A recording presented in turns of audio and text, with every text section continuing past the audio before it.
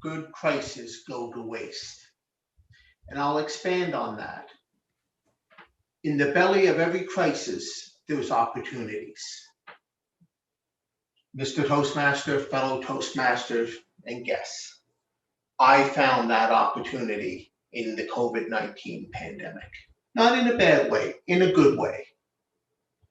You see, it was in March of 2020 when the world shut down. There was a lot of uncertainty. And I knew that if I was going to stay home, I would drive everyone around me crazy unless I found something productive to do. So I went out searching for something I wanted to do for years, and that was join Toastmasters. I didn't know where they were. I knew our office used to have Toastmasters. I checked with a friend of mine that was in it. They no longer had it. I said, who has Toastmasters? He recommended Schooner Club. They were a great group of people.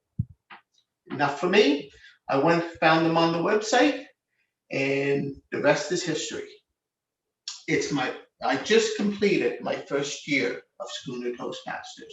March 30th, 2020 was my first meeting with Schooner. And what do I like about Schooner Toastmaster? The people, number one, the learning, and the structure. First, let's start with the people. A very cohesive group of people that we have in our club, very supportive. There are nights when I have felt like I did a great job in my speech. There are also nights I felt I was brutal. The nights I felt I was brutal, I had more people say, come on, you did well, give it a good try, or, some nights we just had bad nights.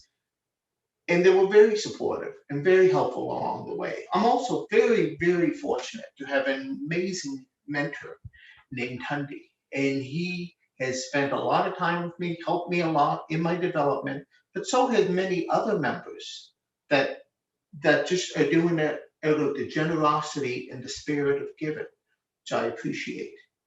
The ironic part, and what I like, is one night I had a nickname of Hologram, and it's kind of true, because I haven't met anyone here in this room in person. It's always been online, but I still feel that I've developed the connection, and through your speeches and through your table topics, I feel like I know you. The next part that I like is the structure. I remember the first night I came and the general evaluator was commenting on the evaluation of the meeting. I thought, okay, we started on time, everything was good. And then we went into detail of somebody swaying in their chair, which might have been me actually, because I tend to do that a lot. And also about putting a glass in front of your face when you take a drink. You could use a straw and it looks much better.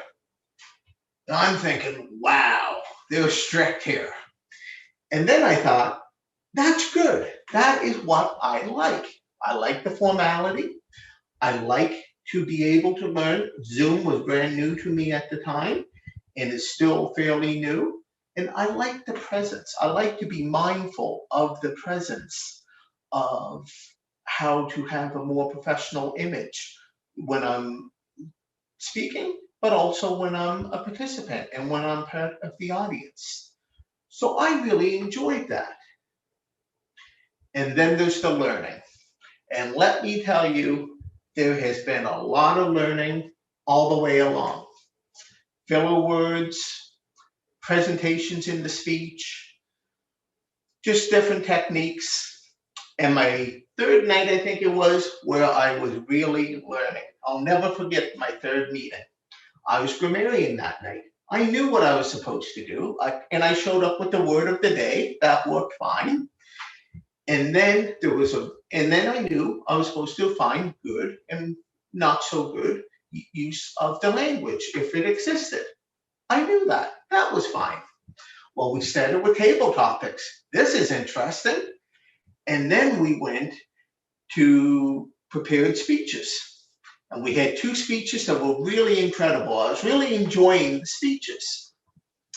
However, I forgot I was grammarian during those speeches and the table topics.